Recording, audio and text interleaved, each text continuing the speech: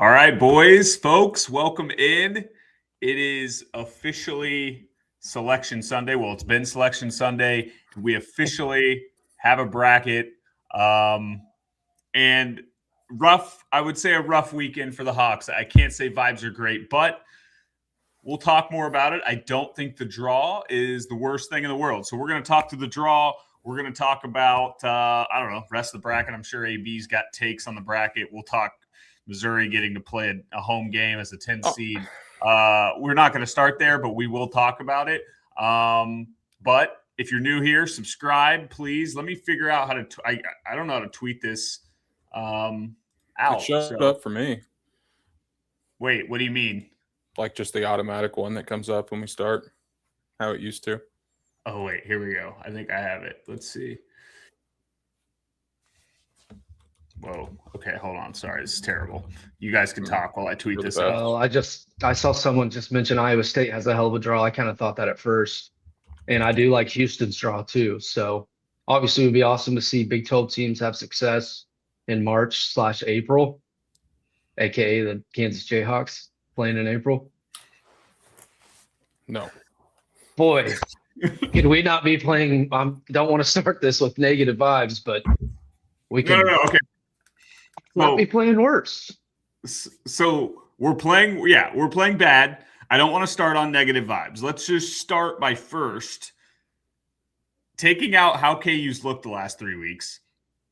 Just from this draw alone, B-Turn, you said it on Twitter. You liked it. People were all over you, which I think that was going to be no matter the draw. Like, I think we're all like, it's a pretty negative place right now. So I think whoever we got, people were going to be like, oh, we're going to get killed. You like the St. John's draw. I don't know if I like it as much as you. AB, I don't know where you stand. So I'm going to let you start, B-Turn. Why do you like it? Why do you feel good about a potential second-round matchup with St. John's? Well, I think we can win in a rock fight better than we could win in a, shootout right now. I don't trust our offense whatsoever. So if it's going to be a defensive game, I trust us more to win that type of game. I think everyone's acting like Zuby is Shaq at LSU and that he's just going to dominate Flory. Flory's defensive player of the year and probably the best conference in the country and a conference that's loaded with good defenses and good defenders. So I think Flory can neutralize him. Obviously, we're not 100% sure that's going to be the matchup. Both teams got to win, but that's what we do. March Madness, you got to look ahead. And it is a pretty cool storyline. Obviously, Zuby chancing from KU, but I don't know. I was going to ask you guys, like, would you rather face a team that can really score it but can't defend, or would you rather face a team that can't score it but is elite defensively? Well, I usually would be on board with your take on, like, I like that they don't have a good offense. Obviously, the recipe for disaster for KU in the past has been just getting three-balled to death in the NCAA tournament against just highly electric offenses. But my fear with St. John's is, yes, I have a couple things. But the first thing is that their defense is solid, which so is ours. Ours is actually a little better. And maybe I'm just scarred from the Houston game, but like I do fear that their length, their speed, their defense is going to put us in a position where we just can get nothing going offensively. Zuby is not the part that scares me. Like, I do agree with you. People are like, Zuby's awesome. He's going to get his no matter what. But I don't think we're going to lose because Zuby scores 35 on us. I think we're going to lose because we can't score the same way we couldn't score against Houston if we lose. Like, I think that would be the reason we're sitting there saying, damn, what a tough draw, is because St. John's is just such a good defensive team. They're athletic. They play tough. So I don't know. I don't think it's the worst draw we could have gotten, but it's definitely scary. But that's what you do to yourself when you give yourself 4 seed. You're going to play someone really good in the second round. Because I was just asking that question because when I was, looking at potential 5s or 4s we could end up playing, and I was thinking about Wisconsin or St. John's. Would you rather face a Wisconsin team that is electric on offense with Boyd and Blackwell but can't defend? Would you rather play them and try to outscore them, or would you rather play St. John's, who they can struggle to score as well? What are your guys' thoughts or takes on the Big East in general? Like I think a lot of teams this time of year, I feel like AB, we've talked about this. There's always a Big Ten team that wins the Big Ten tournament, and everyone just gasses them up. Oh, And I then can't everyone wait to take whoever forfeit. Purdue plays in the second round. So you see St. John's dominate the Big East tournament, and I don't want to take anything away from them, but that conference is not very deep. You got UConn, obviously, as a 2. They've been a wagon the last few years. And then St. John's and who's the third best team in that conference? Nova? Yeah, probably. Yeah. So, yeah, I don't know. AB, I want to get your take on St. John's because I don't even know if you texted, you didn't have any strong immediate takes on it via text, which you usually do. So where are you at? On the matchup or the team? Just like, the matchup. Then when they popped up as our 5, were you terrified? Were you okay? I was indifferent, and my biggest thing is I think that KU fans were going to complain about our draw regardless because it happens every year. Like if you list the other 5 seeds, which one would you rather play? Vandy, a team that just blew Florida out. Arkansas, I guess they were a 4, but like Wisconsin, I can't think of the other 5s. Yeah, but whoever we would have gotten, we were going to bitch about. Who's playing McNeese? Is it Vandy? Yeah. Vandy was. Yeah, Vandy. Texas Wisconsin, Tech. Tech. So we were never going to get Tech. So like whoever we got, we were going to find a reason to complain, which is just kind of how the selection show goes. I can't really answer if I'd rather play a good offense or a good defense. I think it would be too biased with what happened Friday night because that was a disaster. And I don't know if this is going to be all tournament preview, if there's going to be any like KU Central, about the actual team and not the draw talk. But that was scary to like, realize what this team might actually be.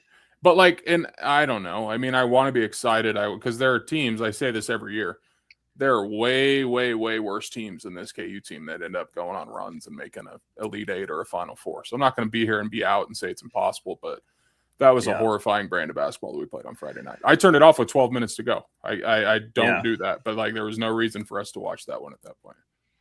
Yep. It was bad, and it was definitely like it is a little concerning, and we'll wait till the end of the show to like talk about the current state of this team. But yeah, we're definitely limping in, which you felt like if you'd have told me a month ago that we're going to get DP playing consistently 30 plus minutes a game and that we wouldn't start looking better by this time of the year, I would have been shocked. Like this couldn't have gone worse over the last few weeks. But again, new season, as Bill said, we're going to run back that new season shtick and see if it works. But okay, so St. John's, obviously we played Cal Baptist. It looks like we're 12 and a half, road 13 game. and a half.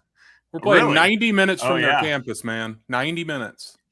Yeah, I mean, if we lose to a team named Cal Baptist, it's so over. Like I saw they had a dude averaging like 21 or 22 a game, but I was looking at their shooting percentages, and they don't have any guys that are deadly 3-point shooters, which always scares you with an upset special like that.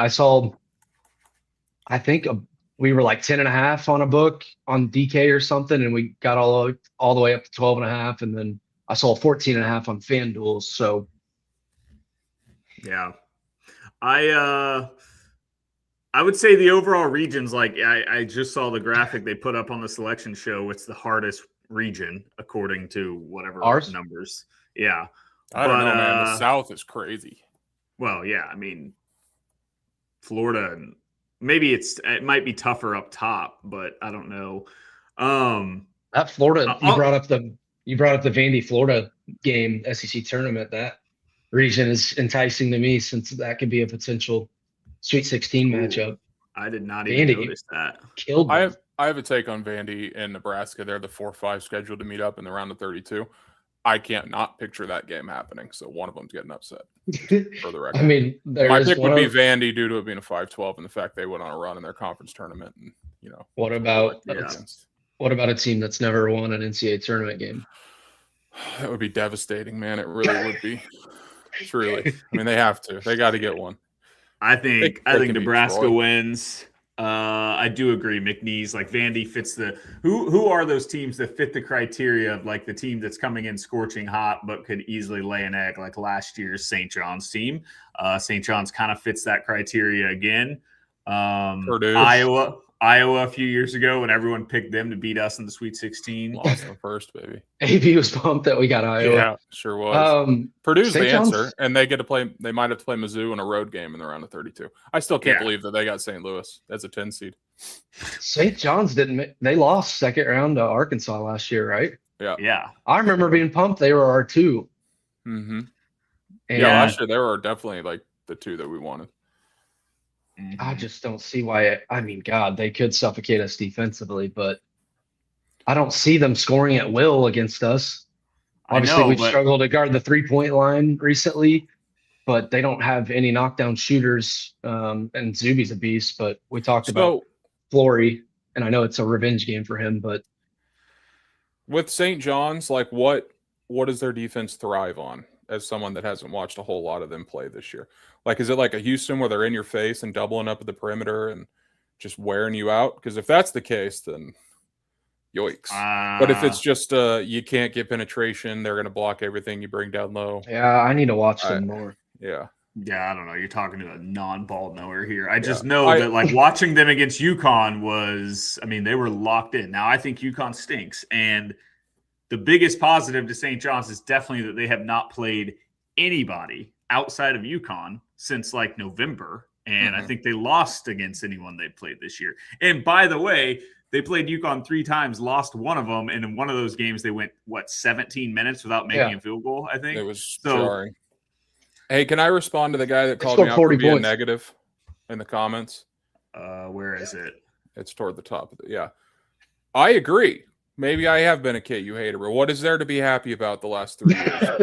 Truly, this might be the 3 worst teams that Self's ever had. So I'm sorry if I come off as negative, but when I lived through the run that we went through in the early to mid 2000s and then all the 2010s, and it turns into this, I'm sorry. Maybe I'm just not used to it. So call me a hater. That's fine, but I don't think I'm being inaccurate with it.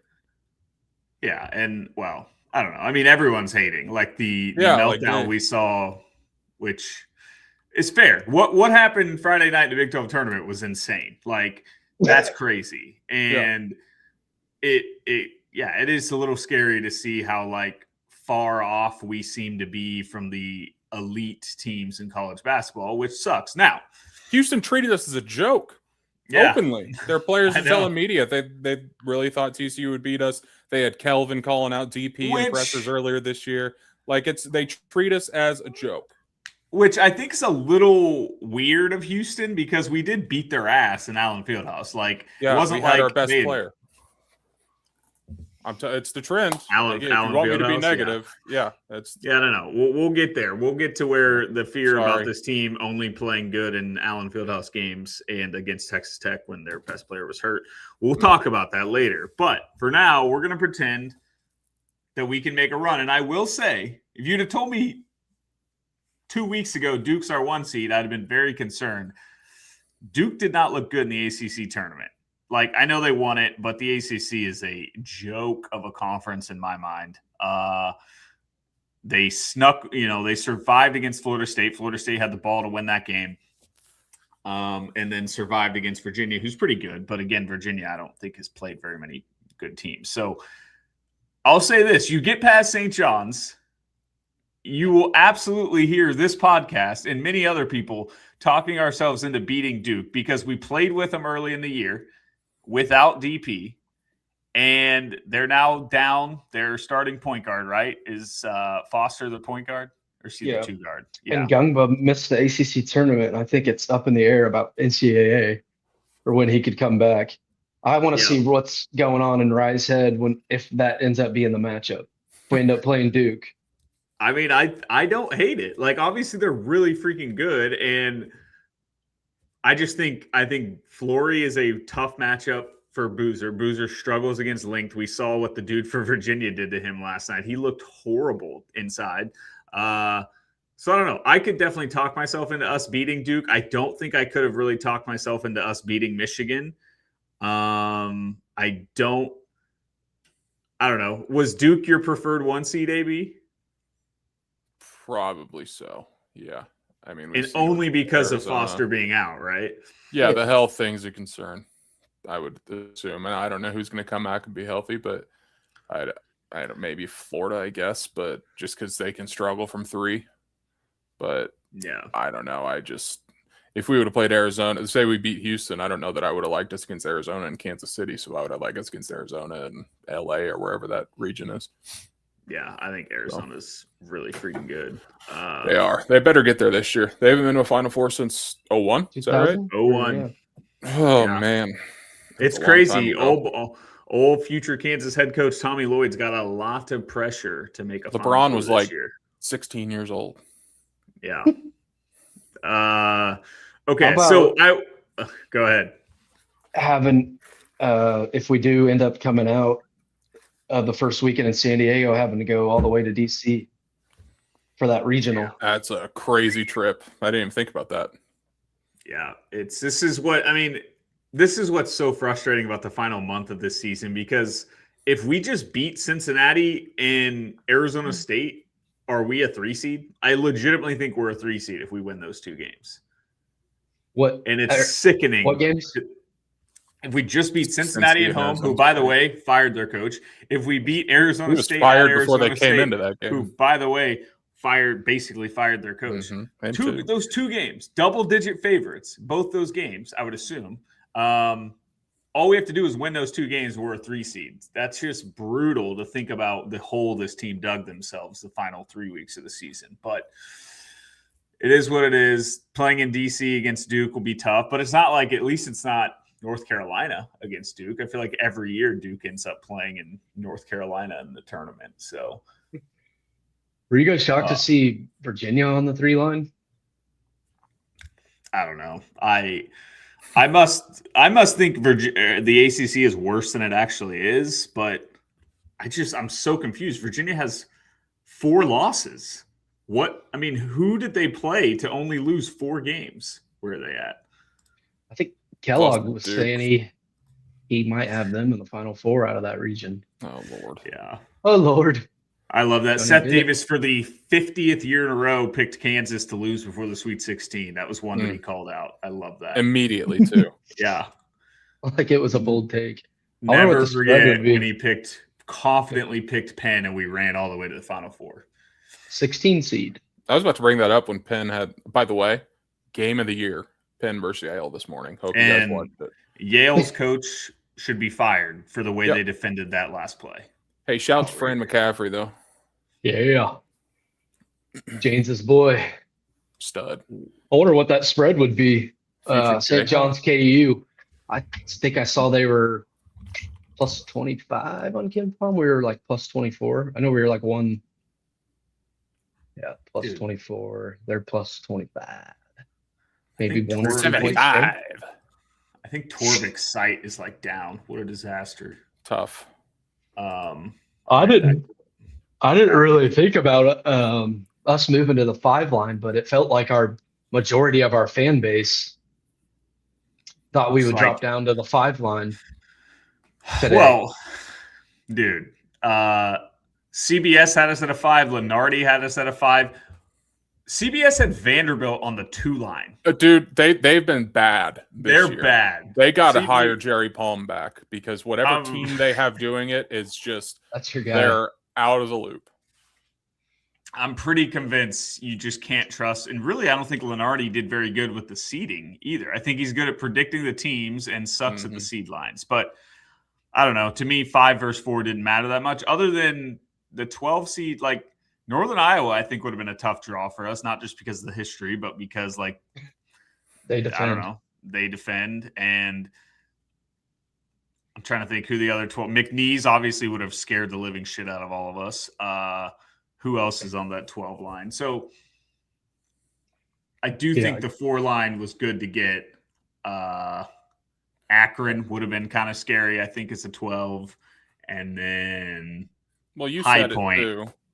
Like, I wish we would have just dropped to the 6. I think we talked about this the other night. I meant it. Like, honestly. I meant it.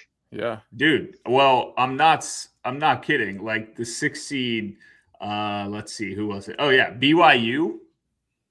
Purdue's their 2 and Gonzaga's their 3. BYU's gone to the Elite 8. Sharpie. Really? Just kidding. Are we sure Purdue's not good? They look pretty damn good today. Braden Smith was killing in the second half. Kaufman ran too. Who does BYU play the winner of? Is it Miami, Ohio? No, they play SMU? NC State or Texas. Texas. Man, that Miami, Ohio SMU game could be electric. Yeah. How about awkward was how 41 awkward was it and- that Auburn didn't get in while Bruce Pearl's there and he's like still advocating for them at the end. I'm proud of my son. Yeah. He said that on. Yeah. Back to you and I. That you and What I about me? St. John's game could be stinky. You and I. You and I 153rd offense, 24th defense, 363 in tempo. Haven't won a rock Yeah. fight. I think it's the total's 130 or so. Yeah. 9.5 plus spread. Yeah, I mean, I don't know. I'm so torn on this St. John's thing. I don't. I was talking myself into Arkansas boys. Like they kind of fit. If we're talking about a team that fits the trend of everyone loves them and they're going to get upset, they are the team. Like they're hot, but really they slept well. I mean, their route to an SEC title was not that impressive. They played 11 seed to 15 AJ seed. Store. Yeah. And almost lost that game. So let's get way ahead of ourselves, though. And let's talk about our region. And what I will tell you is let's say we do find a way to get through St. John's and we do find a way to get through Duke. I love the fact that UConn is our 2 seed because I think UConn. Yes. They ain't getting out of the first weekend. I don't think. Well, how Go funny Bruins. is how Go funny Bruins. is that's a funny matchup, dude. Yeah, it is. Hurley and Cronin. Cronin's hilarious, dude. The other night against God, I think it was Purdue Big Ten tournament. He got teed up like 2 minutes into it, and they just turned the camera to him, and he's laughing, and he goes, "This motherfucker, this motherfucker." I saw that. And he's looking at him, laughing, clapping. He is just that clip of him saying, "Are you raising your voice at me? Don't raise your voice." Yeah, you are. Like, and the guy's talking in the most smoothly monotone voice of all time. I love him. So yeah, him and Hurley could be just outrageous. Oh God! But He's short, UCF, bald men. We how do we feel about UCF beating UCLA? They've fallen apart. They're dead. They're dead.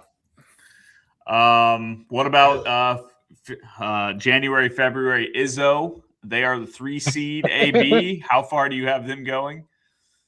I don't want to spoil it. Okay, wow. Okay, I think I know AB's Final Four pick. Wait, Ryan, who was saying, or maybe it was AB, who was saying our region was the hardest? Just like this graphic CBS put up based on the net rankings, like we had the lowest net ranking between everyone. So yeah, I'm just trying to think of what route would have had me more terrified. I guess what you guys are saying is if like UConn's the worst too. Yeah, UConn. However, as we know, Iowa State doesn't make Elite Eight, so if they were our 2 seed, and how about Iowa State, Kentucky second round in St. Louis? That's gonna be a fun game. Sure won't be. It'll be Iowa State, Santa Clara. Jesus. What? He's so serious. It will be. Nope. Why do you like that? I mean, Pope has to win this game. Years. Yeah, he Pope's does. got to win. He does. But they were so excited to get announced in. I just think they're fun. I don't know. I know nothing about them. I just know Kentucky can be very up and down. Let's catch them on a bad dude, night. Iowa State and St. Louis, that's going to be insane crowd. Yeah. Their fans are psychos. Can they do 2 vacations in 2 weeks? That's true. Budget's getting tight. Budget is getting tight. Are we bold for thinking Duke might be the best one we could have gotten, or do you think that could be? I mean, because they're the best team on KenPom, one of the best ever. Injuries obviously play a factor, but I didn't know will this be one of those things that could be somewhat consensus because of the injuries, or does it just have to be Florida? I don't know. I think the top 4, I think all 4 1 seeds are so freaking good. And had Florida not looked so bad yesterday, maybe. But Yeah, I think the only reason we're saying this is they're the only team that has like injury concerns, and we have seen injuries have a huge part, especially with like guard play. Now, obviously, Caden Boozer's seem to be pretty good, but that's a big difference because Boozer can't shoot, can he? And Caleb Foster was great at shooting. So, like, I just feel like it changes the dynamic of their team. I still think we match up pretty well with them with Flory defensively, but I don't know, boys. Should we just start talking about this team a little bit? Because Jayhawks? yes, as I'm sitting here talking about matchups, it's like Bill Self just sat Bryson Tiller for an entire half in March One of our before the starters NCAA tournament and a the whole semifinal season. Big 12 tournament game. And it's a little concerning. It's very concerning. But do we think the message works? Hold on. Ryan Kelly, are you the former Duke power forward that stretched the floor a little bit for those like mid 2000s Duke teams? I don't think Foster's not coming back for like the first 2 weekends. There's no way. He fractured his foot a week ago. I don't know though. If I'm wrong on that, somebody. They didn't rule him out, but their wording was really confusing. It's like he's out for the foreseeable future, I think is what they said. But yeah, I don't know what that means, or even if he does come back, how healthy, I guess, is he going to be? Yeah. Well, Yeah, Duke how are you guys feeling about the? I mean, let's try to maybe we can talk a little negative, but we can also start to talk ourselves into something too, because that's what we always try to do. What did you feel about the benching of Bryson Tiller? Obviously, AB, you had been wanting it. That was a pretty extreme benching for this time of the year. Well, he's soft, as Bill would say. I mean, from the jump, he was holding the ball up. They weren't even running anything. He's just waiting for a play to develop, and it gets knocked out of his hands right away. Again, it felt like the first 10 minutes of the game, he thought he was the number one option on the floor for either team. And whenever he touched the ball, it's going up, none of which were really close. He had that dunk, but and I get it. He's a freshman. I try to keep that in mind. One other thing to keep in mind when that comes up is he was here 9 months earlier than any other freshman that would come here when he came at semester last year. So he's been around. I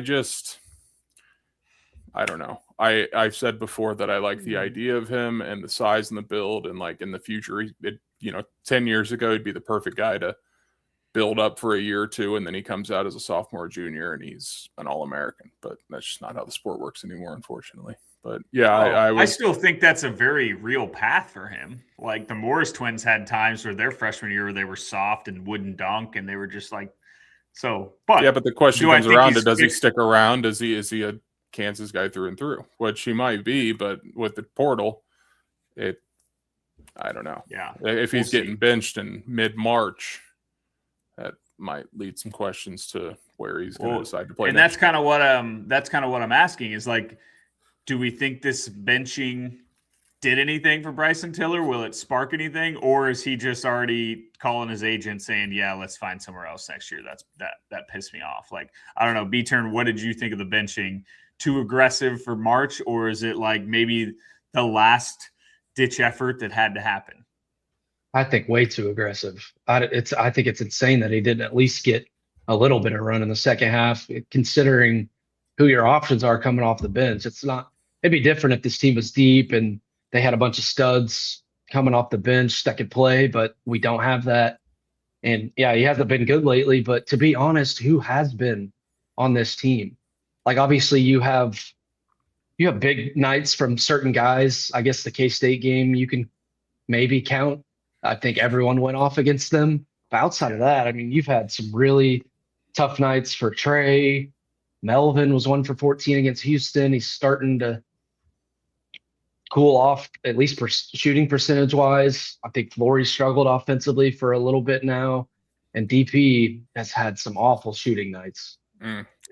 I mean, he's playing a lot, like TCU, 37 minutes, but he was 5 for 17. He's 3 for 11 against Houston, 8 for 28 in the Big 12 tournament.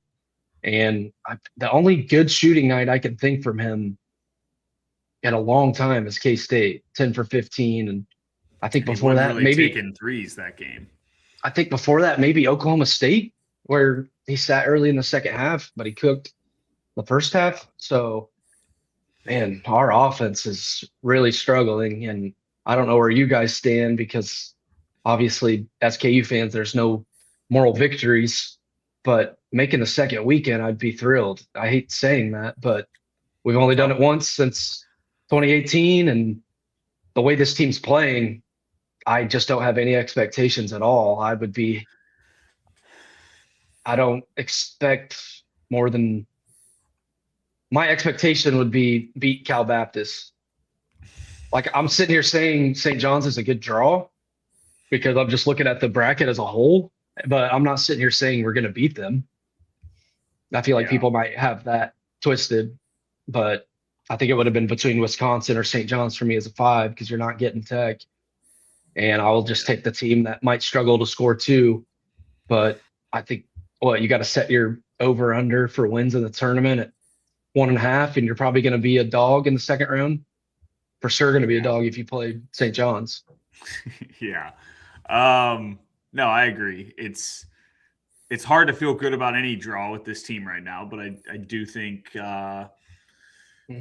yeah, I agree. A second weekend is a huge win, and I hate that we are at that point as a program, but like it will feel like a freaking Final Four if we are sitting there playing in a Sweet 16 against Duke, and you know that we'll be fired up to convince ourselves into Duke. Now, something I have not thought about is how I will mentally handle getting blown off the court by Duke in a Sweet 16 game. Not looking forward to that if that happens, but we'll cross that bridge when we get there. I will say at some point, DP's got to start making shots. Like he's too good of a shooter to keep shooting like this.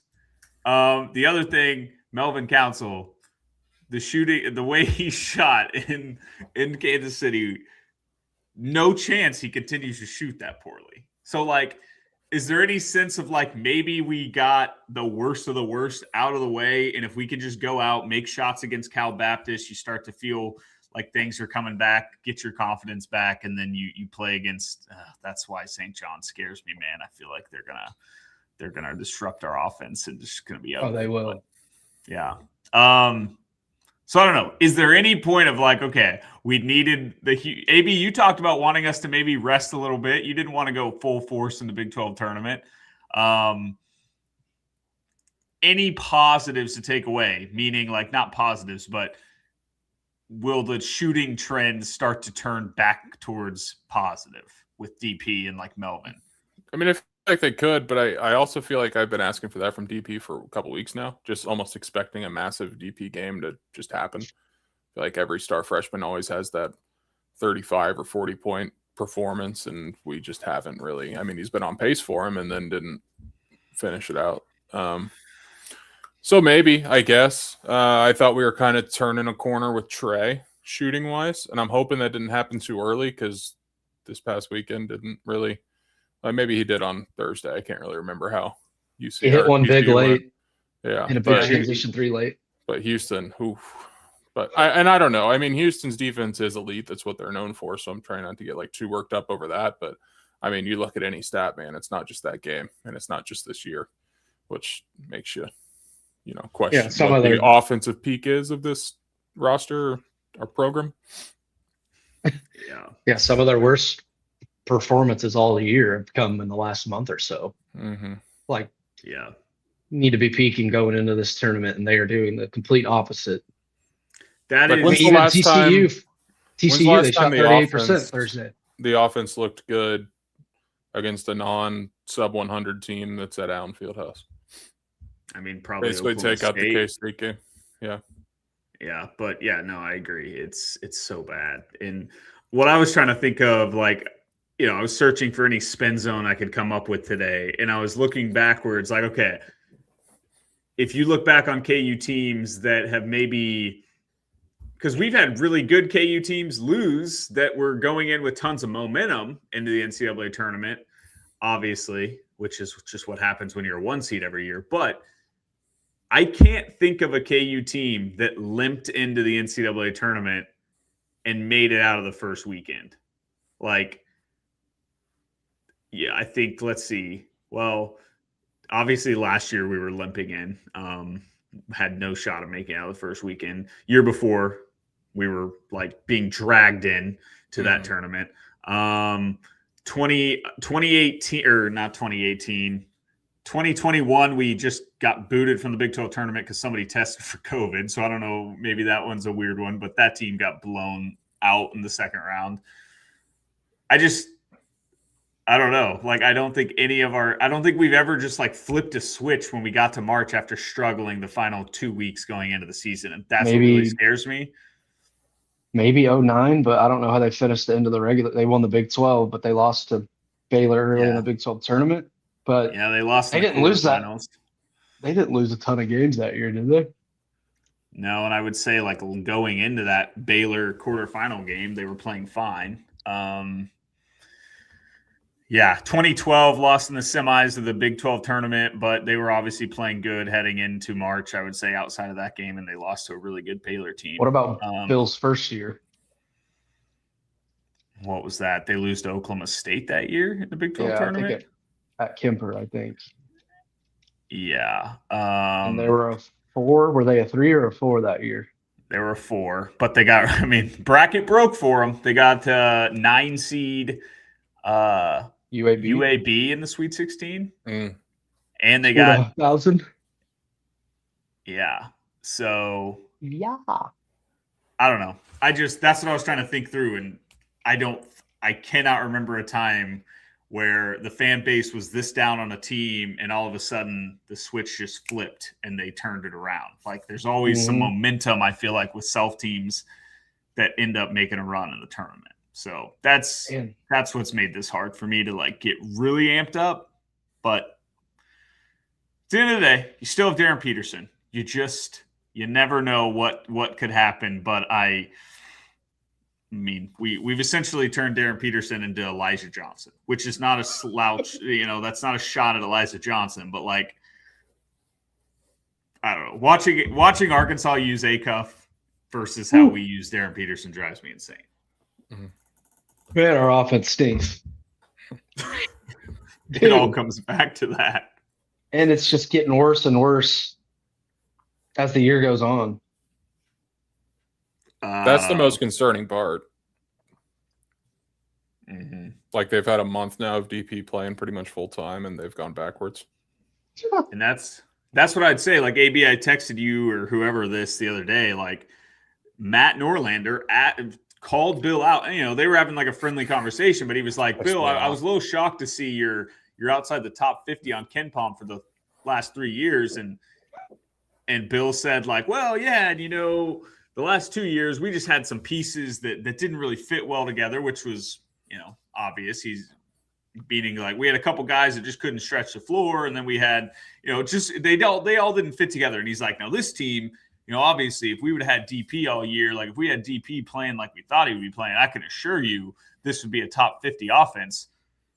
What has this team been with DP playing the last 3 weeks? I would bet it's worse than 50.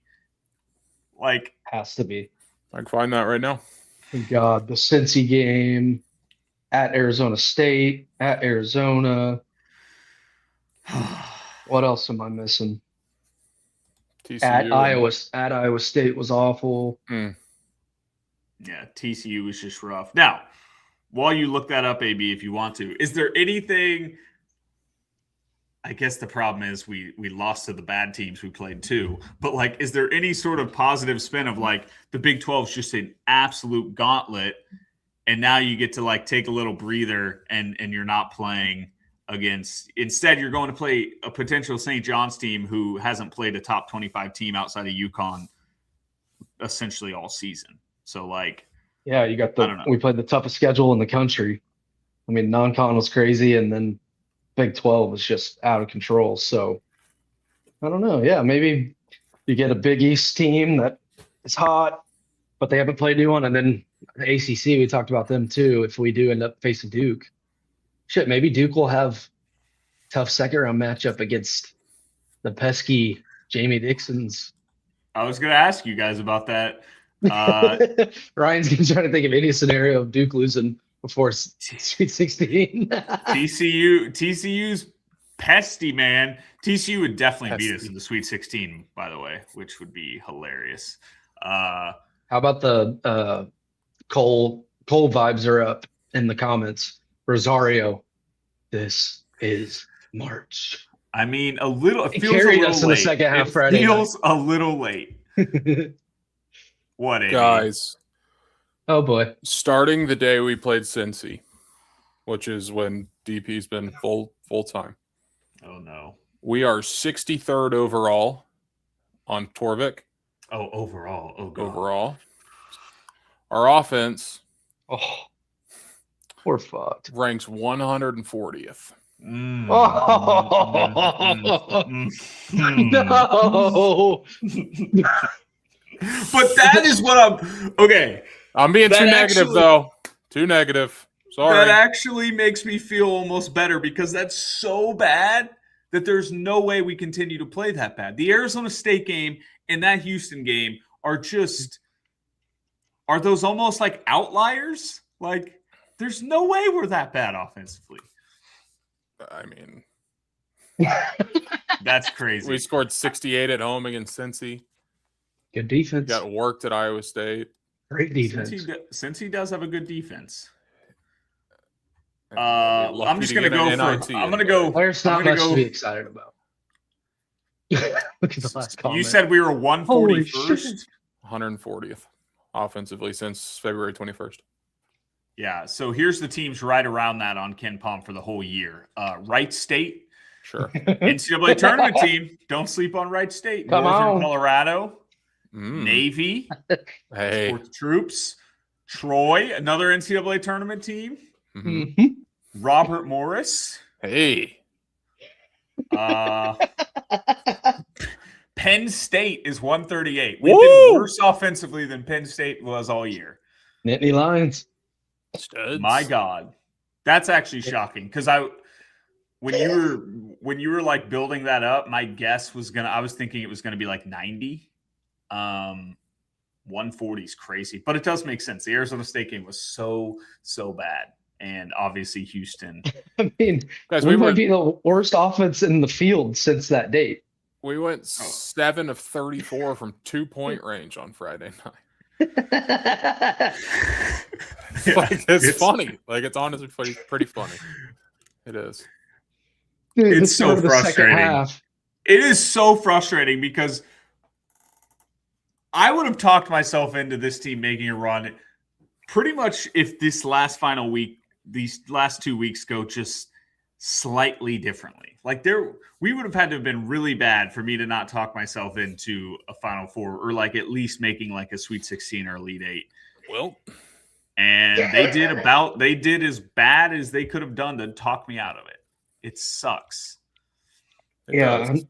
I'm trying to think after what game it was that we were really either flirting with the 2-line or on the 2-line bracketology. It might have been the Arizona game at home. I think around that time I was pretty convinced that this team was at least second weekend good. Oh And my God. I never would have pictured a 5 seed even. I know ended up being a 4, but a 5 seed even being a scenario. Now, this might be bold, but I will say, if Kip Kissinger called that a foul on the floor and not a 3-point shot foul, we are talking ourselves into a Final Four right now. That was, yeah. Well, I don't know, dude. That's never been called in the history. It That was was- such BS. It was. I hate that guy. He's like higher on my It was list so than Doug bad. Sturman's. Kip They, Kissinger's they were become both doing the new- game. It was crazy. They don't call that the NBA. NBA players do that all the time where they're at half court, they feel the contact. And the He next called a night, shooting Doug, foul from half court with 8 The seconds next- left on the shot clock. I don't the care if we next lost by night, $1 million. That's Doug crazy. Sturmans yelled at Flemings for kicking his leg out on a 3, like lectured him. He was like, "Don't be doing that." It's like, it was dude, a suck fest for him on Twitter too. He's like, "Get this guy to the NBA for not calling that BS." Oh I God. was like, "Go watch any other game. You'll throw your coach out for looking at the other ref." yeah, that's the thing that almost annoys me the most is you could argue that KU's season really, really plummeted after Doug Sirmons ejected Bill Self and completely changed that game. So Doug Sermons, Chris Reynolds, they're on the top of my shit list still to this day, just for them messing with vibes. Now, back to the Big 12 tournament. Are we concerned at all with – now, obviously, we gave them the team gave them a reason to not be super enthused on Friday. But even Thursday night, didn't feel like much of a home court advantage for us like it normally does in the Big 12 tournament, boys. It felt dead in there for the KU games. It was. Sure did, which is frustrating. But, like, I don't know. But, like all the clips you guys were tweeting out earlier this weekend of the Big 12 tournament of old ones. And I know we were better and those were like championship games, but still, man, that was a little But the biggest thing was the team was like making shots. Like, I'm fully convinced the KU crowd would have delivered if maybe, but we got up 9-0 or whatever against TCU on Thursday, and it still seemed kind of like a, early November tournament that no one's really there or cares about too much. Yeah, that's true. I don't know. You can become Indiana basketball real fast. You don't turn this thing around. I know, man. Years. I know. It's very stressful. I don't even know what to think. 4 seed. But we're 3 wins away from Fibes never being higher since 2022 if we find a way to beat Duke in the Sweet 16. And I mean, 2 wins away. Come on. We get a whole week to hype ourselves up playing the Dukies. You want to know how sad state that KU basketball is in right now? I was so relieved to see that we're a Friday, Sunday region. I was just about to bring this up. We can't have our weekend ruined until Sunday, hopefully. Exactly what I was going to say.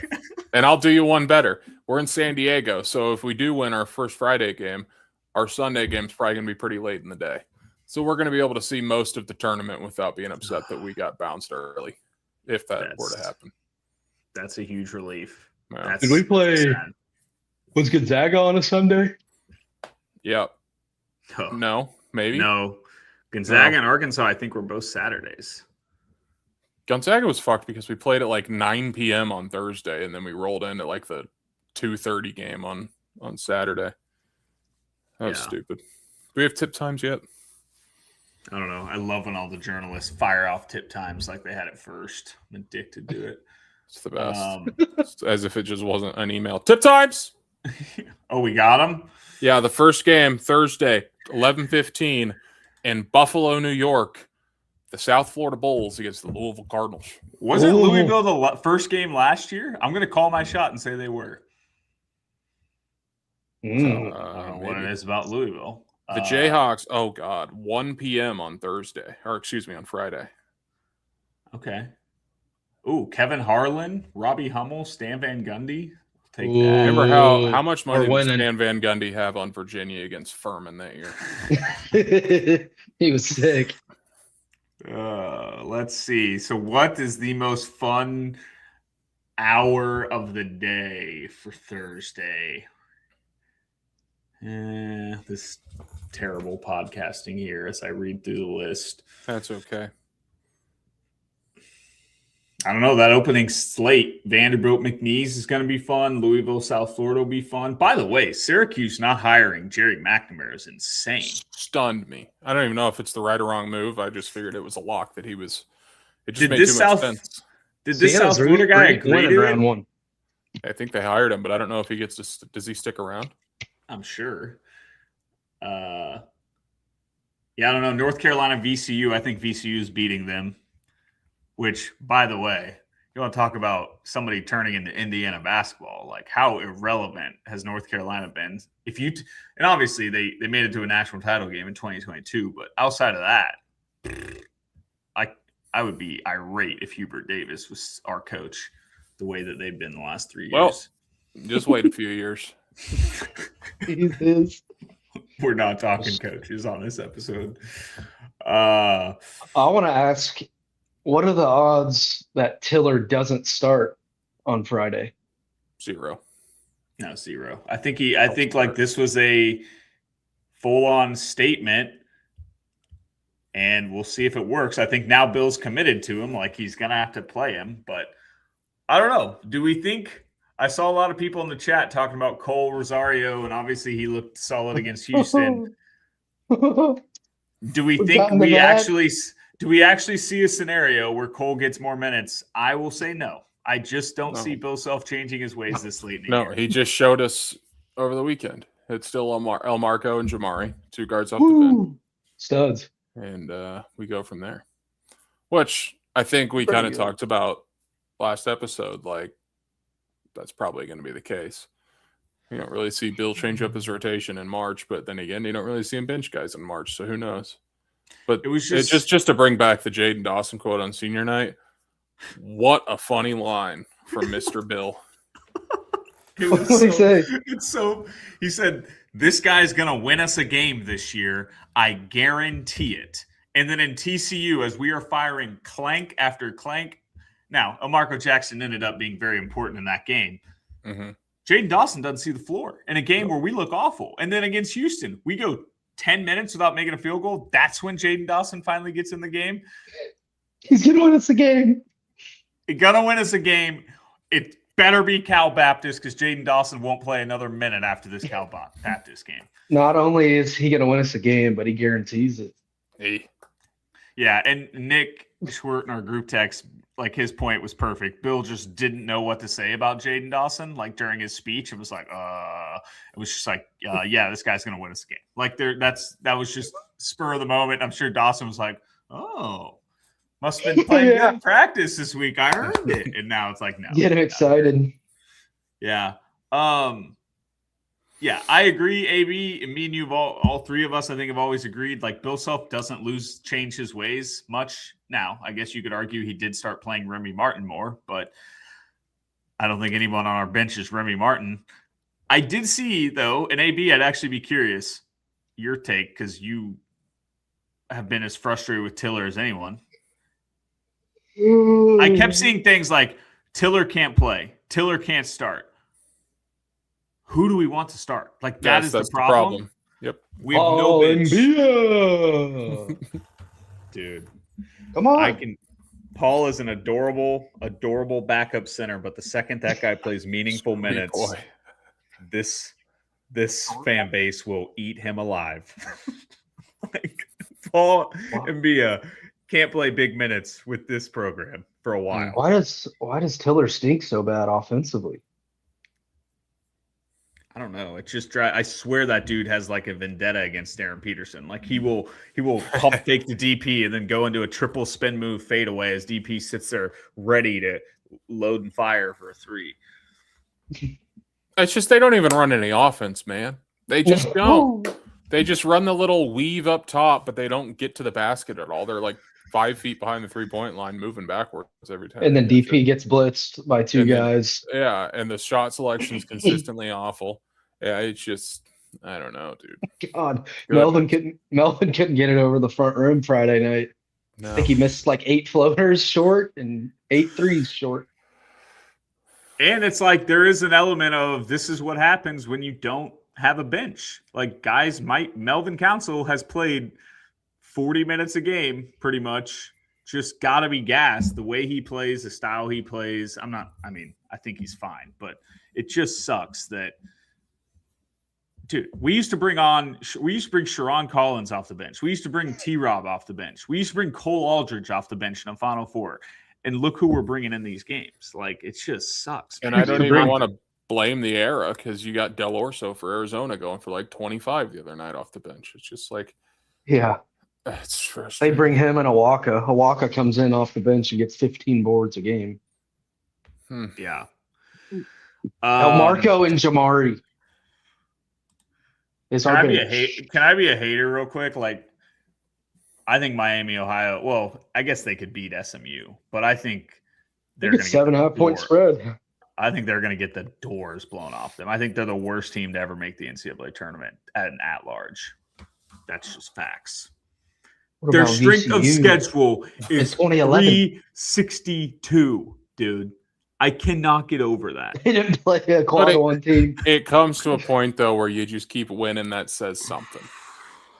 I don't want it to turn into where they're one of the 36 teams eliminated before the second round, and we act like they're the worst team ever. Let's just So that's a No, fun it story. depends on how they look. Fun but like, story. dude, And 10 times out of 10, I want a 31-1 MAC team that might be bad in over a 17-16 Auburn or something. Like, thank God they put Miami in over them.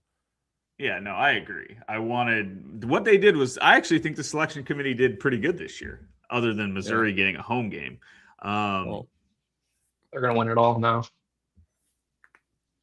Yeah, I don't know. Yep. I think what they did the first four, that should be fun. I don't love SMU getting in. I don't know who else got left out. Was it Auburn, Oklahoma as like the main ones that got left Indiana. Proud of my son. out? Yeah. Someone just brought up AJ Store. Random question: are we better this year if Store stays and starts over Tiller? No. AJ Store's on a team that won Tiller 12 off the games bench? this year. What about Tiller off the bench or Store off the bench? No, I saw enough AJ Store in a Jayhawk uniform to tell me that I don't think that was ever going to work. It felt like a personality clash.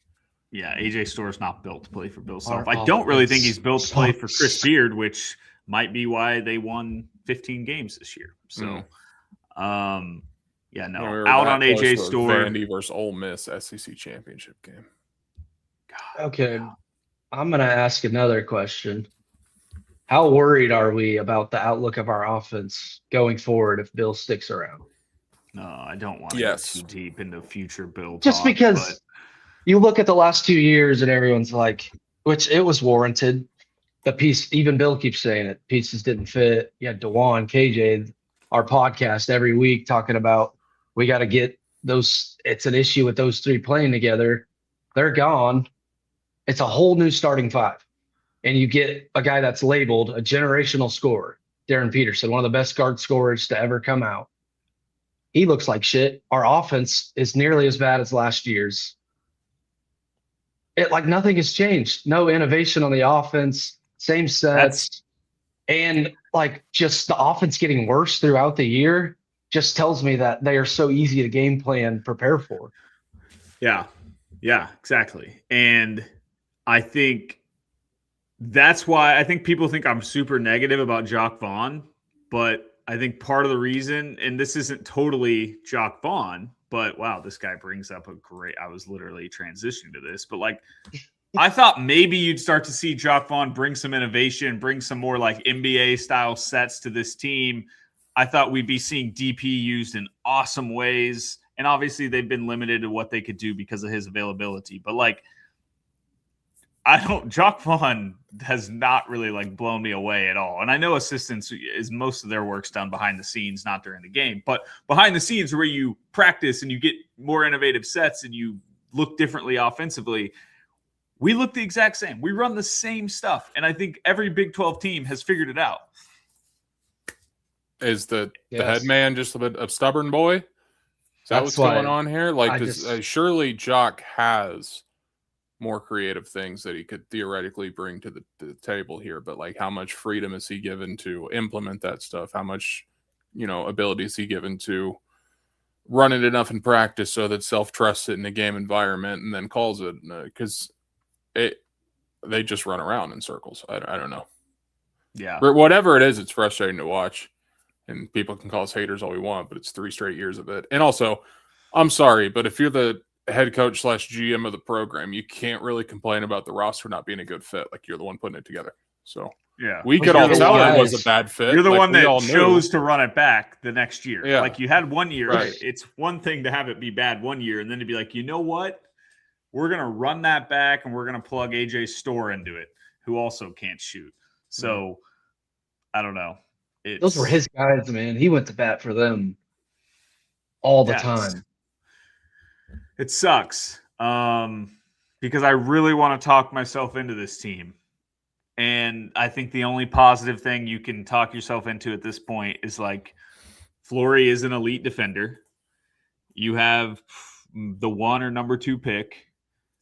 Melvin is still just like Melvin is just like, I don't know. I still think Melvin can be electric and like he's the type of guy that can, if things are getting tight and the team is struggling. Like Melvin is just a burst of energy that can change a game, and you need those types of guards in March. Like there's definitely parts of this team that last year's team did not have, but it's going to take a whole lot for me to be talking myself into a Sweet 16 or an Elite 8 game, which sucks because, like we said, 3 weeks ago or a month ago, like I thought a 2 seed was on the table, and I thought if DP, all we needed was like, imagine, oh my God, I'm rambling, but imagine if you told us a month ago that DP is playing 30 minutes a game by March, even tell us we make the semifinals of the Big 12 tournament and we just lose to Houston, like take away the score, take away what happened. I feel like we're feeling so good. And I just can't believe this is the state of this team with DP healthy. I think that point makes me feel even worse about Bill's system. You finally do get DP playing close to, 35-ish minutes a night, and the offense has been worse. And here's the thing. Like, Bill can absolutely say this, and the staff, like, they can have this excuse of, well, he wasn't available. Like, how are we supposed to gel as an offense if he's not available? But he's been practicing all year. You've said he's been practicing all year. So you've been practicing as an offense. So if anything, the offense should have sucked more when he was out in the second half because of the fact that that's not how you were practicing. But you practice with this group the whole year, and it's not good. And, like, that's just what concerns me. And maybe it is like a Big 12 thing where Big 12 coaches have just figured out our stuff from watching years and years of film. Did change stuff. You know what I mean? Like, sorry. No, it's fair. It's like even you look at UConn with Luke Murray and their sets. Like, people all over the country talk about that dude and his sets and how smooth UConn's offense is, how hard it is to stop. Like, you would think adding a guy like Jacques could do something like that for us. And it goes back to AB's point about Bill being stubborn. Like, how much influence did Jacques have into the offense this season, and how much input did he try to put into the offense? And maybe Bill was just like, this stuff's been working for so long at a high level that keep running it. Yeah, can I say one more thing on the Bill situation and like the discourse around him? I don't know how to word this. I guess I get really triggered when I see people like, how could you ever say anything bad about Bill Self? He's the best coach in KU history. He's a legend. I completely agree. Like, I'm not talking about the first 25 years of Self. I'm talking about the next 5 years or whatever it may be. Like, it's just factual, clear concerns offensively and roster building that just make you question it. That's not taking anything away from him, what he did the first, from 04 to 22, that 18-year, 19-year stretch. Like, and again, I don't even know what I want, because like we could get rid of him and our floor drops to a bubble team missing the tournament like Indiana. Like, he's still, whether we like it or not, his worst team ever was a 7 seed. Oh no. Like it just, exactly. It's like a weird conversation that we were, obviously going to hit at some point with him getting older and things changing. But like, I just don't like when people bring up like factual evidence that things are happening and their only reason to, rebut it. What's the word I'm looking for? Rebuttal. The only rebuttal they have is, dude, he won 14 straight conference titles and 2 national championships. I'm like, yeah, I get it. There's nothing against him. It's just a different game than what it was when he was peaking. Yeah, that's the thing. Like, there's a clear dividing line of old Bill, new Bill, and it's just a new era of basketball. Now, I am not on the side of like, I want Bill gone. I think I don't even think I am either. I think the argument could be made, like, if he retired, it would be like, it used to be like the day he retired, I feel like I would have been absolutely devastated, like ready to crawl in a hole and watch old clips. And like, I'll probably still be like that. Like, it'll suck when the realization of Bill Self not being our coach will suck a lot. But it might also just kind of feel like, man, okay, I'm glad he went out how he went, because if he were to retire after this year, yes, in the next 5 years, we'll look back on these 3 years as being really bad. But 10 years out the road, like you will just totally forget about these last 3 years, and Bill Self will be known as just being an absolute wagon of a head coach that just dominated pretty much every season he coached. So I don't think any of us want Bill Self gone, but I do think there's like this element of it might feel refreshing to roll the dice with a new coach. But my point is, if you miss on Golden, if you miss on Lloyd, I don't even know. If you miss on May, the odds of you having a worse coach than Bill Self are like 99%. If you miss on those guys, like that's just a tough conversation. And maybe you would disagree with that, AB. I don't know. No, are you talking like current Bill or Bill overall? Well, let's just say Bill retires and we go out and Golden says no, Lloyd says no, May says no, and we hire Ben McCullum. Let's say we hire Jock Vaughn. That's 100%. He's a worse coach than Bill Self, right? Let's say we hire Ryan Odom from Virginia. See, I think you could argue that's a worse coach than Bill Self. I don't know. Maybe not. Ben McCollum, you going to say he'd be a better hire than Bill Self at this even new Bill that struggled? No. Yeah. But it's just, I don't know. I think we're all in a tough spot where we were so spoiled for so long.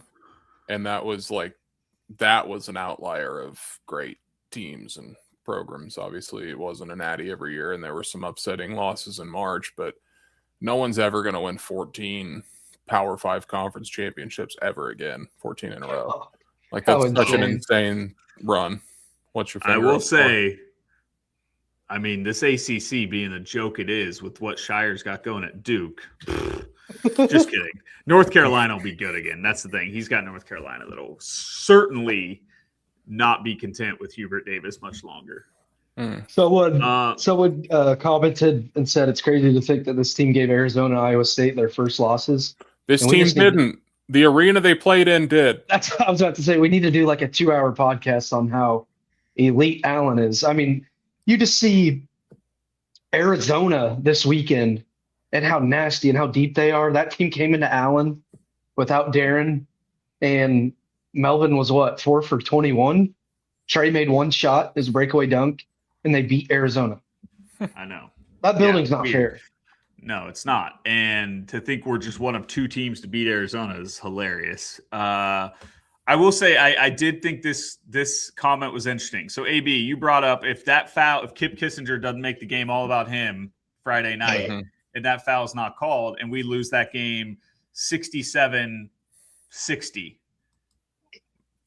do you think we're still like in full meltdown mode about this team because of the fact we have the Arizona State loss, we have the Cincinnati loss, and we lost to Houston? Or is it like, okay, we just put 100 on K-State, we beat TCU, a tournament team, and we played Houston tough in the Big 12 tournament? Like, if we don't have a historically bad shooting night, is there any element to you that you'd feel better about this team, or was the writing kind of on the wall regardless of how that Houston game went? Obviously, unless we won. It's probably somewhere in the middle because I think a lot of my takes right now are just built in anger and frustration and meltdown. I mean, boy, was I having a meltdown Friday night. I wish we would have gotten on the pod at 11 p.m. We should have. I was in my basement. I could have easily fired it up. Were you just having the nastiest thoughts? Yeah, I mean, I was all over the place, man. I was I don't know. I was upset. What are you to do? But this is a point that, I mean, a lot of this we should save for a post off season podcast. But like, if you look back on it, what teams has Bill Self ever had that didn't have a really good scoring point guard on the team? Now, maybe you could say Melvin has been a decent scorer, but he can't shoot. So, like, I don't know. It's interesting that Bill continues to kind of just, and this goes to your point, AB, of like roster development, but we seem to still get guys that maybe don't make 100% sense, but maybe that's just because it's tough. You got to go find a new guy every year, and you can't develop it in how. Well, I guess we had DeJuan. He committed to DeJuan for 5 years. So I don't know. It is a point that's like really frustrating to me that our best teams have all had really good shooters. And I don't know. Maybe Darren Peterson should be playing point guard instead of off ball, but I don't know. I just wish Melvin would, and he'd get gassed quickly, but we just look so much better when he's pushing it and really getting downhill immediately. And I know it's not really Bill's style to be up and down and quick pass, but I don't know. Should we pick a Final Four? Yep. Let's make Final Four picks. Do you need the bracket pulled up, or do you guys have it? I've got mine pulled up already. Okay. Let's see. You want to go first, AB? Or you want me to go first, or B-turn? I got it. I'm ready to rock. All right, let's hear it. Well, I teased it earlier, but Michigan State will be in the Final Four. And that's mostly just I'm going through the list of teams in that region. And obviously Duke's the one. They're going to be heavily favored. But I don't think UConn's doing it. I don't think St. John's doing it. I don't think we're doing it. So then it gets to the point where it's like, okay, Duke or Sparty. And I don't know. January, February is, though. It's funny. It's crazy. So, they're going to be I feel like I matched up take in them, another Elite Eight game. I feel like I take them every year. Houston goes to the Final Four in the South. They're playing their regional games at home. And a little loophole that Rice gets to be the named host of that regional instead of Houston. So they're going to play in the Honda Center or whatever the Rockets play in, which is cool. And then Arizona and Michigan. Those are my 1 seeds that get in. So Michigan State, Houston, Arizona, Michigan. Do you have Houston beating Florida in the Elite Eight? Are you going 1-2 across the board in every well, no, I guess you have Michigan State. Yeah, I've got Michigan State over Duke, Houston over Florida, Arizona over Gonzaga, and Michigan over Virginia. Arizona over Gonzaga. Interesting. You have Purdue making it to the Sweet 16. No. Or who do you have them losing? You have Missouri beating them? MIZ. No. All right. AB hates the Big Ten champs always. Yep. Well, that's how it goes. 7 seed wins the conference tournament, and now all of a sudden they're 2 and they're playing road games early. We'll see you. All right. Gonzaga to the Elite Eight. You heard it here first from AB. B-turn, you want to go? Yes, I do. I'll say this before I start. I'm having a very tough time with the Midwest because I'm having a tough time judging Michigan right now. I know they've been a wagon all season, but just watching them at the Big Ten tournament this weekend didn't impress me much. And I know maybe that's part of it's because of today's loss, but so that region has been kind of tough for me because you got Iowa State as a 2. I think there's been plenty of marches where they get a lot of hype going into the tournament. They've had a lot of good teams. They don't end up even making it to the Elite Eight. Not since 2000. So, alrighty. I'm still going to take Duke out of the East. Mm-hmm. I'm going to take Arizona out of the West, 2 1 seeds. There you go. I'll take Houston out of the South. And, God, this is going to be so gross. But I'll take Virginia. Oh, wow.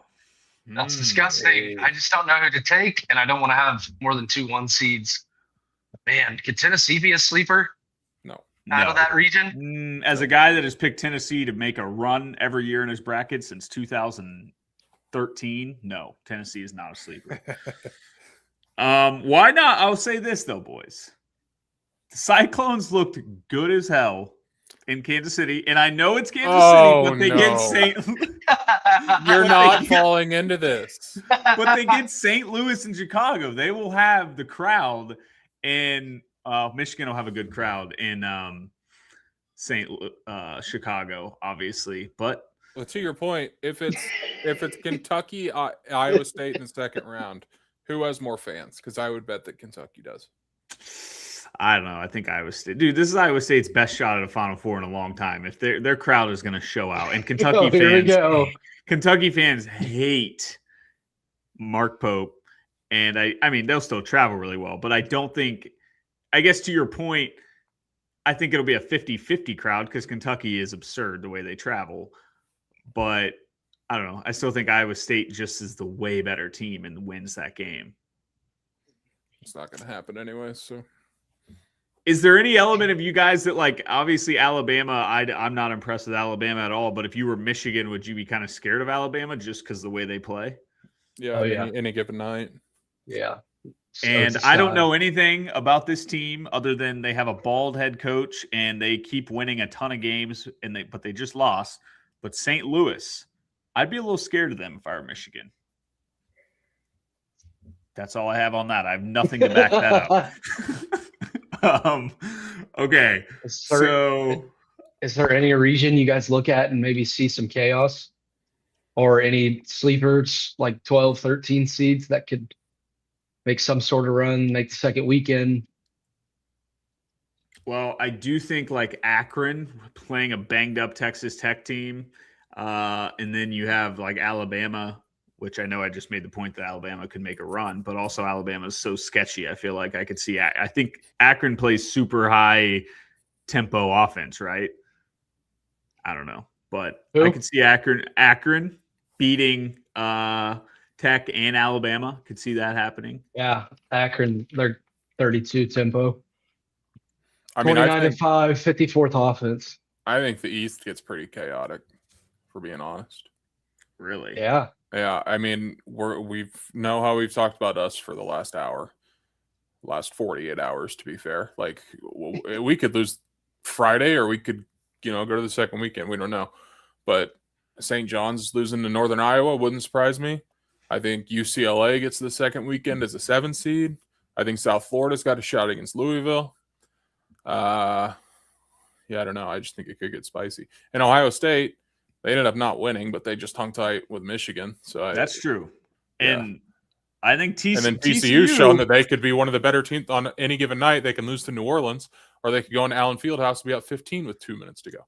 Like, yeah, I think that's an interesting draw for Duke. If I were Duke, I would say that's the scariest 1 seed second round potential. I guess maybe Arizona with Villanova, Utah. I just think Arizona's so good. Like, I think the only team that beats Arizona is either like Arizona. It's got to be one of the 1 seeds, I think, playing at their peak to beat Arizona. So, okay, I'll give mine. The scariest 8-9 though. TCU Ohio State. I'll give mine real quick. I've got, oh God. Oh God. I'll give mine. Well, I'm gonna come back. I'm gonna come back to the East. I don't know about the East, man. I agree. Arizona, I think, sleepwalks to the Final Four. I think that region is by far the easiest one. And we've mentioned this every year on the pod. The West region's always the softest region.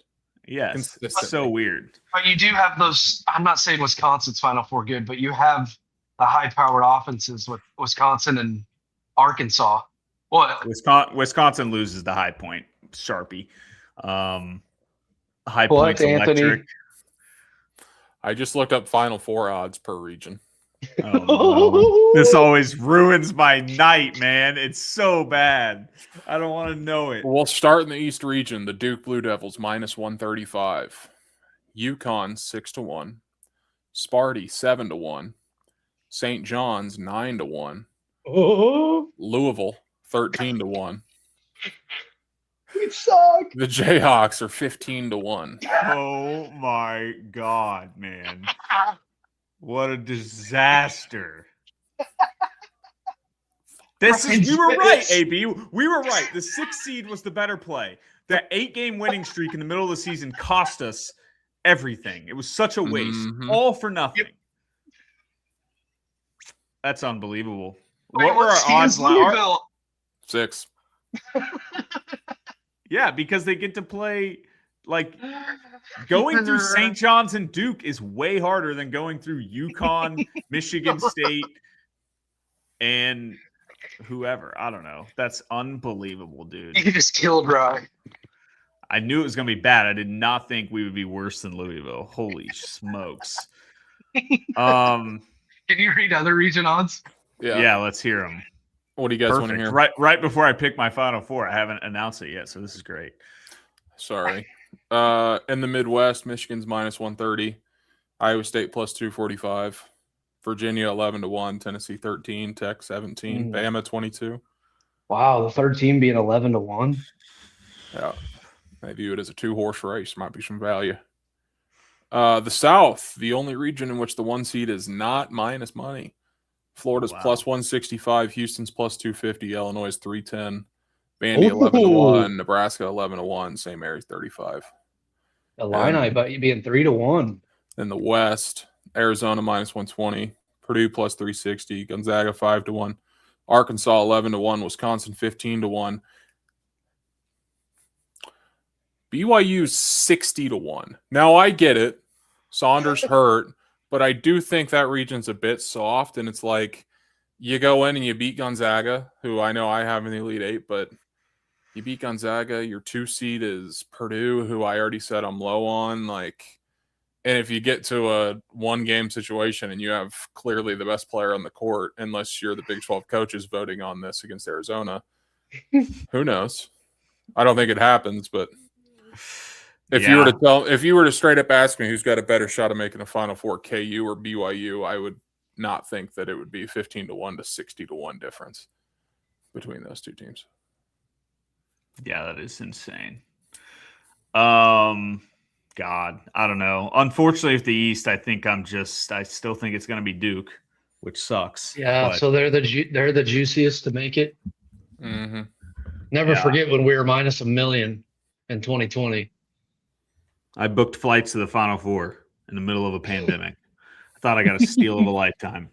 Yeah, I'll go Duke, Arizona. And I think I may change this, boys, but I agree. I think Michigan's limping in here. You mentioned it's a 2-horse race according to the old odds. I like the Cyclones to make oh, wait, no, this is bad. I can't do this because I also like Houston, which means I have 3 Big 12 teams. This is bad. I got to cut that live show, cut Iowa State. I can't pick 3 Big 12 teams. Yeah, you can. I'm going Michigan, unfortunately. 3-1 seeds. Yep, and then Houston. Maybe I go 4-1 seeds. I don't know, but I'm going Houston. All right, national title picks. Houston beats Michigan State in the first semi. Michigan beats Arizona in the second semi. And the Kelvin Sampson-led Houston Cougars finally get one. They beat Michigan in the final. Am I overreacting to one performance on Friday? Without question. But about a month ago, we talked about who our pick was. We all said Houston.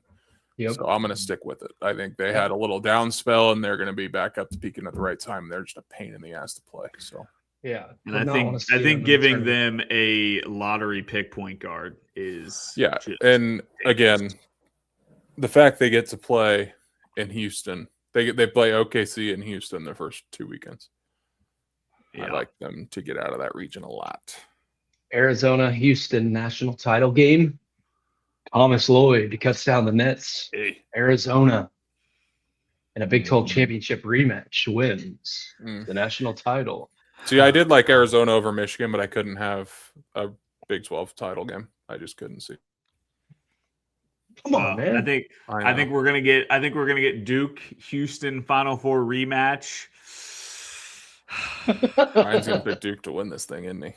No, I'm not. But this is tough, man. This bracket, Duke being banged up's a little sketchy. Maybe it doesn't matter, but they're definitely throwing me off. I'm gonna go Duke gets revenge over Houston, moves on to play Arizona in the national title game, and unfortunately, I agree. I don't know, though. I hate that Arizona doesn't make a lot of threes, but that white guy off the bench making a lot in the Big 12 tournament kind of changed my mind. But I'm going to go Arizona beats Duke national title game, which would be very funny to have Duke make it that far again and then lose. Hey, proposition real quick on the Arizona front. If they go out and win the national title, let's give them the Big 12 tournament in Vegas for a year. Just for one. Well, do you think if they win the national title, it hurts or helps our future chances of getting Tommy Lloyd? I asked the same question about Golden last year. And I think both hurt us. I think it's bad. I think Lloyd needs to be in a position where he feels like he doesn't have the resources to win a national title to come to Kansas. And if you win a national title while their athletic department's been like going through financial problems, It's going to be hard to talk him out of that. The other side of that coin that I might lean toward a little more is, Golden wins one at Florida, or Lloyd wins at Arizona, or even May at Michigan. Do you start to ask yourself, like, hey, I did better than they could have ever expected me to do here, and leave on like a good note? I don't know. I guess that would have but to the be problem coming in. is, I don't think that's going to happen right away, but you know what I mean? Like, is it kind of like I've done everything I possibly could here. Now let's go be the head coach at Kansas. Yeah, and it's like one of those things where it's still going to be harder to have sustained success at Arizona than it will to have sustained success at Kansas, but it's also way easier to get fired at Kansas. So, yeah. Well, I mean, I know this is not apples and oranges because Roy had all the UNC ties, but if we beat Syracuse, does he stay or go? I think he goes. I think he goes with your exact thought process there. Yeah. All right. I guess Louisville being ahead of us in odds isn't insanely crazy because they're ahead of us on KenPom. I think the bottom of that bracket's kind of just going to get goofy. I really do. I can't believe the odds in that Iowa State region. Yeah, I'm telling you guys, you're sleeping on the Cyclones. I'm only basing it off their history. I'm definitely thinking about putting them in the Final Four over Virginia. I just don't see Virginia beating Iowa State. But then, it'd be 3 Big 12 teams, and it'd be the same exact Final Four as old Reinhardt. Yeah. Well, dang it. I was going to pull something up for you guys, but Torvik's Torvik, you got to find somebody to run this website for you. What is going on? Figure it out, buddy. What's your guys? 14.5, by the way. Sorry. Road game. Roadkill. Man, we talk about how bad we are on the road. See ya. What's your guys' official prediction for KU's March Madness maybe run? Oh, I hate to say it. I know you liked St. John's draw. I don't like it. I would have felt much more comfortable playing a bad defensive team, even if they had an electric offense. Yeah. I think they're going to bully us. I think it's going to be tough for us to score, but we can win rock fights. We proved that against Arizona, but again, Allen Fieldhouse was the common denominator, or was the main factor there. So I don't think St. John's is like, I don't think St. John's is some like wagon of a team. I just think it's a bad, for our style and the way we're struggling right now, it's just not the team you want to see. I think we needed a team that was going to let us play a little more comfortably offensively, and then we were just going to have to find a way to D up. But I don't know. It sucks. I wish I felt better. AB, what's your official prediction? Yeah, I think we lose Sunday. You guys want to hear Torvik's similar profiles to us from past years? How far those teams went? Here's one that'll really, really, really hurt. 2025 Kansas. Hey! Haven't changed a bit. 2009 Purdue. They did make it to the Sweet 16. So 2015 Louisville, don't remember them at all. They did make it to the Elite Eight. Oh, is that Kevin Ware? Yes. So we're like that team. Interesting. 15, you said? Yeah. 2021 Kansas, round of 32. 2025 Michigan State made it to the Elite Eight. 2008 OJ Mayo USC Trojans lost to Kansas State as a 6th seed in the 2008 NCAA tournament. Average wins for our. That's crazy. No, you're muted. You've got the muted mic signal on your name. My mic got unplugged. Sure. All right. Average wins. 1.3 wins in the tournament with the team profile. So Come on, that's a problem. come on. That is a problem. Well, here's the thing: is we're gonna win against Cal Baptist or whoever. By the way, holy heck, did Utah Valley blow their shot last night? I hope you guys saw it. I didn't. Utah Valley's down 2, and they missed a wide open dunk with 3 seconds left that just ended the game. Would have forced overtime. Yeah. Wow, I did not see that at all. Yeah. Boy, I have a tough time predicting us making the second weekend. But it's like I want to say we're gonna do it because you guys. I want to go opposite of you. Like, could we all three have the same prediction? Feels lame. I don't trust this team really to beat anyone that has a pulse right now. Sure, TCU and Kansas City, but it was a terrible shooting performance. We're gonna have to win probably, I would say, a game in the 60s for sure against St. John's. Yeah. Like we're gonna lose Sunday to St. John's. We can do that. Just for fun, AB, I wanted to pull up similar profiles to this Iowa State team. 2008 UCLA Final Four. Kevin Love. 2007. Oh my God, I didn't do this on purpose. 2017 Oregon Final Four. Kill me. Hey, 2000. You know what? They're taking that strictly with how they play in the T-Mobile Center. 2013 Louisville national champs. This is quite the run. These are. I don't think they won that championship that year, did they? Yeah. Here's another one, AB. Oh my God, I think I'm picking the clones of the Final Four. 2020 Kansas is similar profile to this Iowa State. Didn't win a tournament game. Holy smokes, dude.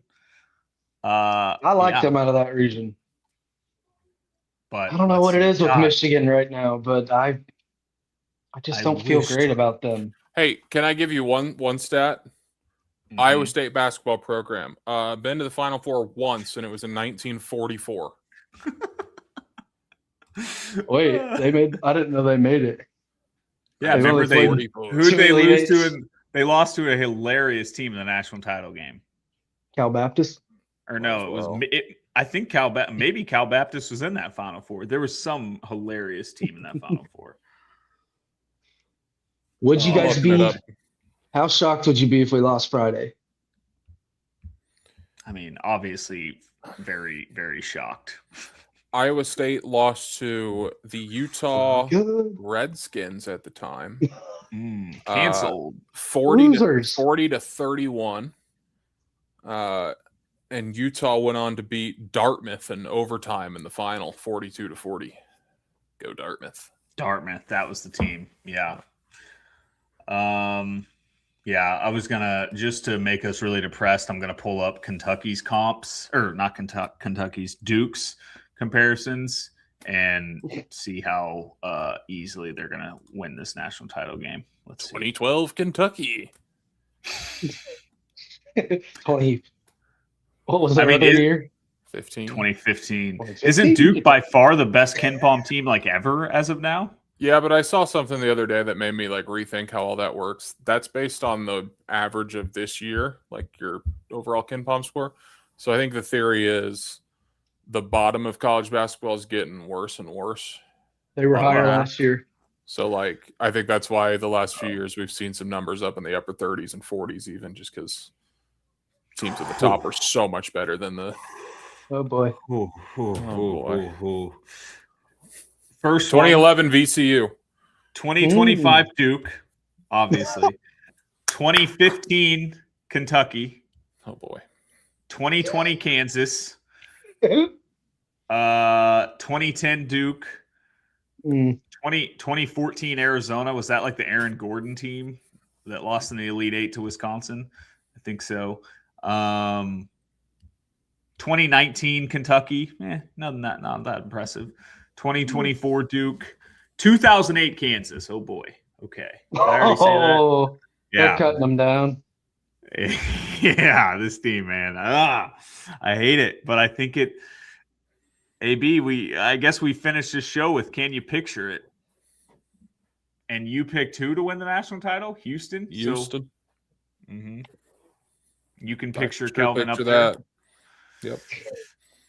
I hate how much I can picture Boozer and Shire up there just having a ball. Yeah. The big picture test is strictly what I said earlier of, can you guys really see Vanderbilt versus Nebraska on Saturday afternoon? I don't know why you can't see that. I just can't, dude. I just can't see that happening. I don't know what it is. I can't visualize. We're I going to just get a love that text there's- after one of them loses. AB saying, I told you. Bang! Hey, anytime I'm this strong in something of it, you can't see it in the NCAA tournament, it happens. So just keep that in mind when you're filling out your kits. Yeah. I'm trying to think of another thing that I can't picture at all. Can you picture Michigan winning it? Yeah, Not really.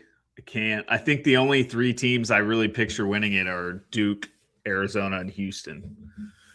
Can't see Golden going back to back. Florida would never. I can't even really picture Iowa State. Well, I can't picture them winning it all, but are you sure you can't picture Iowa State making a Final Four, boys? Yes. I can. I think they'd be my pick, actually, out of that region. They're better than Virginia. Yeah. Doesn't always matter this time of year. Yeah, it does. All right. This was fun. Let's This go watch was some always baseball, fun. boys. Let's go watch some high quality baseball. Yeah. Brian tune in. All right. It's worth it. There's so many studs playing tonight. I'm diving into Cal Baptist film the rest of the night. Shut boys. up. There's no way. There's no way. He cares. I won't watch a second of Cal Baptist film. In fact, Cal Baptist, I think, is just, oh my God, boys. That would be the funniest team for us to lose. Imagine if Bill Self's last game ever is Cal Baptist. Mizzou fans and K-State fans wearing Cal Baptist gear for the next. Yeah, crazy. Cal Baptist. Right, well, that would be the craziest. I mean, Northern Iowa, no Bucknell, shot. Bradley, but we would have said the same thing about Bucknell, though, before we played them. I had them winning that game. We ain't losing first round back years. That wouldn't happen. Think so either. Never. I think I'm the only way I'm talking myself into this team is we play incredible against Cal Baptist and just kind of like find a little bit of swagger. But remember we played against Buckyball? We're up by like 20 with 8 seconds left, and all of a sudden they're gonna beat us. Yeah. Luckily, Nick Timberlake was assaulted on a dunk, and that's what they say. Yeah. Guy should have been ejected. At minimum. What was I going to say? Damn it. Oh, what's the spread? Sweet 16 if we play Duke. 12.5. I bet it would be 8.5 or 7.5. I'm kind of serious about 12.5. Yeah, I mean, they're a plus 39 or 24. Yep. But what would we be? I mean, for us to win the next 2 games, surely that would like improve ourselves a little bit. Not that much. It'd be double digits. All right. That's crazy. Anyways, think about us being a double-digit dog in the tournament. It'd have been a 6 seed. We'd get so juiced for that game regardless, though. Oh yeah, especially if like your Duke hate meter would be through the roof again. Oh yeah, I mean their fans their fans on Twitter hate me because I said they have a sleepwalk to the #1 overall seed. Guess what? I was right. So I heard we're gonna storm the court after we win and trample Shire. Yeah, one of our coaches got punched in the face. Stone Cold delivered a stunner to one of our assistants. It was ridiculous. Did you see Filipowski get stomped on and trampled? Yeah, he's going to be active on Monday night, though. They're becoming super hateable. They're slapping on the floor last night. Oh, God. Oh, God. I didn't see that. Puke. I was not shitting. I was at a 40th birthday party, murder mystery party. And let's go ahead and get me on Traders because your boy won. Wow. Well, one is in I picked out who the murderer was and explained how they did it. And I was one of 2 people that picked it out and went way in more detail than the other person did. So, how much more serious did you take it than everyone else at the party? Not really, because I was I don't want to say an outcast. It was one of Molly's good friends. So like I knew people there, but I was like I didn't know a ton of people there. Yep. So Well, congrats. thanks, man. All right, boys. This is fun. Chat, thank you. Please subscribe. We going again before we start? I would love to go. I'd go tomorrow night if you guys think we can. I'd love to get a guest if we could. Greg, we got to get Gurley on. It's like a pre-tournament tradition. I'd love to get Gurley. B-turn, work those contacts. Let's see what you can come up with for tomorrow night. If we can get a guest, I'm in for tomorrow night. If we don't, I don't know what the hell we're going to talk about, us three, for an hour. We got to record before because you get the deep dive, more of the bracket, more of the matchup, Final Four stuff. You know what we it's should tough do? when we go live right after the We should brackets go revealed. Wednesday at like 8:30. No, that's perfect actually. Wednesday at 8:30, and we do like a live watch along for Ryan's favorite team, the Miami, Ohio Redhawks. But not even like, I mean, I don't think we can have the stream on our stream. Yeah. But even if we did split screen with like a scoreboard or a game cast or something like that, and we weren't even like talking about that game the whole time, it's just to keep up with it, and we go through the bracket and potential upsets. And I want to see Ryan if Miami goes on a futures. run. I mean, They will I not won't care. They're bad, dude. There's 3 things away separated from K-State on KenPom. They're terrible. Wednesday will be tough for me. I would be watching Survivor. Yeah, I get it. No, I'm hosting a taxes and retirement workshop. If you were curious, so if you'd like to come learn about taxes and retirement, come on down. I gotta say, I believe your boy will be in San Diego for Kansas first weekend. Yeah, that would be great. Uncle's live out there, lives 5 minutes away from the venue. Got a place to stay. If we make the second weekend, am I the GOAT for carrying us to the second weekend for the second time? And that's true. I personally can't wait till we're playing St. John's on Sunday and they pan over to the family, friends, and former players section, and Braden Turner's standing right there. That's somehow going to happen again. And they're going to say, this kid prayed to play St. John's, and now they're up 30. He wanted it. 5 minutes left. Yeah, they're going to put your tweet on the screen. Kevin Harlan just roasting you. Put him in a straitjacket. Hey, I'm telling you, KU versus Northern Iowa with Kevin Harlan on the call would be something. PTSD. Go! For openers! Can you believe he shot that? First day of March, or first day of spring, number 1 goes down. Oh, can you believe he shot that little shit? No. And it's like, here's my issue with, we might go 5 more minutes on this program. My problem with the national That's discourse, not very long.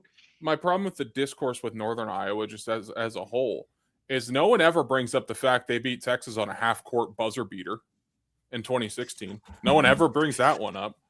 Ryan doesn't even remember that it happened. Yeah, I did. It's just like that's a crazy shot. I get that it was a number, like, against the number 1 overall seed, huge upset, big brand, but like a half-court buzzer beater in March Madness, like, come on. Yeah. And didn't they they're the team that blew like a 14-point lead in a minute against Texas A&M, I think, too. Like, Northern Iowa's had some crazy moments, and everyone's still B-turn, you got to go watch the YouTube clip of Northern Iowa blowing the lead against Texas A&M. I watched it a few weeks ago. It's one of the more my God. Alex. It was like 14 points with 2 minutes. It was insane. I remember watching that. It was one of the last games of, I can't remember if it was Saturday or Sunday, but it was late. It was late. Yeah. Oh, yeah. All right, boys. We're winning it all. Fun. Yep, Hawks are making the Final Four. You heard it here first. Nothing but positive vibes here. We're going to end up the number 1 offense on KenPom by the time this tournament's over. What would we have to average per game? I heard Doc Sadler's taking over offensive duties. We're screwed. Right, listeners, thank you. Subscribe. We'll try to be back at some point this week. We're also very much at risk of never recording again the rest of the year if we don't record this week. So keep that in mind, boys. All right. Thank you. Rock Chalk. We'll see you.